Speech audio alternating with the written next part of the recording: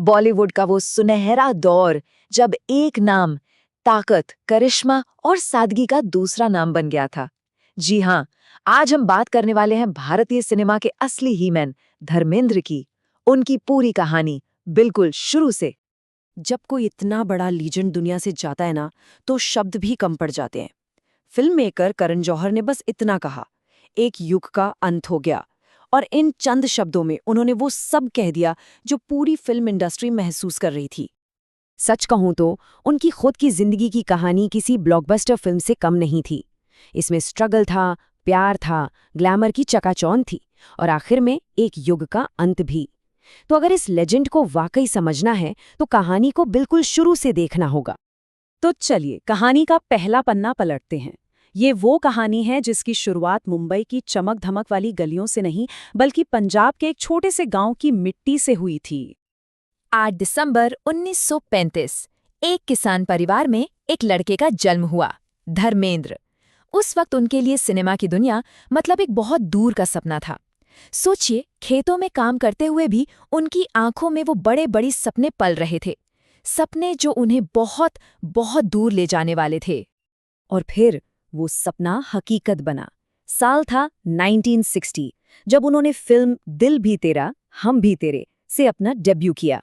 हाँ, शुरुआत बहुत सिंपल थी, लेकिन इसी सिंपल शुरुआत ने एक ऐसे जबरदस्त सफर की नींव रखी जिसके बारे में शायद किसी ने सोचा भी नहीं था। और जानते हैं, उन्हें बॉलीवुड पर अपनी छाप छोड़ने में ना ज्यादा वक्त नहीं लगा। बहुत ही जल्द एक नया सितारा, एक आइकॉन बनने वाला था। वो आइकॉन जिसे हम सब ही मैन के नाम से जानते हैं। उनके काम का जो पैमाना है उसे इमेजिन करना भी मुश्किल है। मतलब 6 दशक का करियर और 300 से ज्यादा फिल्में, ये सिर्फ एक नंबर नहीं है, ये उनकी मेहनत, उनका डेडिकेशन और एक्टिंग के लिए उनके जुनून का सबूत है। ये टाइमलाइन उनके जबरदस्त सफर को दिखाती है। देखिए, 1960 में एक वर्सेटाइल न्यू कमर की तरह आए। 70 का दशक आते आते वो ही मैन बन गए। और फिर 1975 में आई शोले, वो फिल्म जिसने उन्हें हमेशा हमेशा के लिए एक सुपरस्टार बना दिया। क्या क्या किरदार नहीं निभाए उन्होंने। शोले के वीरू को कौन भूल सकता है, या फिर चुपके चुपके के वो प्यारे से डॉक्टर परिमल त्रिपाठी। उनका करियर ऐसी ही यादगार भूमिकाओं से भरा पड़ा है जो आज भी हमारे दिलों में ताज़ा हैं। लेकिन हम सब उनके ऑन स्क्रीन किरदारों की तो बात करते हैं, पर एक सवाल हमेशा उठता है कि इस ही मैन के पीछे का असली इंसान कैसा था। उनकी कहानी को अगर सच में समझना है ना, तो हमें पर्दे के पीछे झांकना होगा, उनकी पर्सनल लाइफ में, जो अक्सर काफी फिल्मी रही। तो चलिए अब उनकी कहानी के इसी पहलू पर चलते हैं। एक ऐसा चैप्टर जहां प्यार, परिवार और कंट्रोवर्सी सब कुछ उनकी फिल्मों की तरह ही इवेंटफुल था। इस सारी चमक-दमक और ग्लैमर के बीच वो एक पूरे फैमिली मैन थे। 2 शादियों की मुश्किलों को संभालना, 6 बच्चों की परवरिश करना, ये सब आसान नहीं था। लेकिन उन्होंने हमेशा अपने परिवार को ही अपनी दुनिया का सेंटर माना। लेकिन उनकी पर्सनालिटी का एक और साइड था, जिसके बारे में शायद बहुत कम लोग जानते हैं।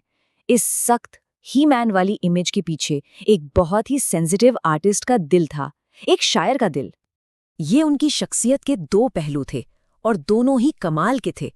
एक तरफ वो दमदार एक्शन हीरो थे और दूसरी तरफ एक बेहद सेंसिटिव इंसान जिन्हें शायरी से, गालिब की गज़लों से मोहब्बत थी।